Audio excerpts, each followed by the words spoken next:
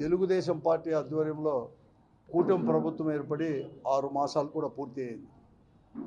6 మాసాల్లో ఎన్నికల సమయంలో అనేకమైన హామీలు ఇచ్చి అధికారంలోకి వచ్చిన ఈ కూటమి ప్రభుత్వం అమలు పరిచే దాంట్లో పూర్తిగా కూడా వైఫల్యం కూడా చెందింది. తీవ్రమైన నిర్లక్ష్యం కూడా వహిస్తూ ఉంది.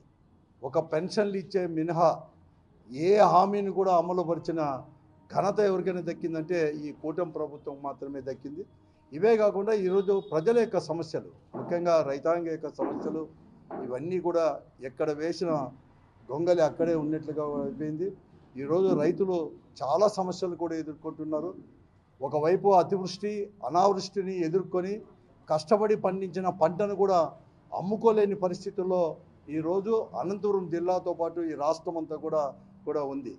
రైతులు పండించిన వరి కావచ్చు, లేకపోతే వడ్లు కానీ, వేరుశనగ కానీ, మొక్కజొన్న కానీ, పత్తి, అన్ని పంటలకు కూడా ఈరోజు ధరలన్నీ కూడా పడిపోయి ఎంతో ఆర్భాటంగా కేంద్ర రాష్ట్ర ప్రభుత్వాలు ప్రకటించిన మద్దతు ధర కూడా ఈరోజు వారికి గిట్టక కేవలం దళారులు తర్వాత మిల్లర్లు ఐక్యమే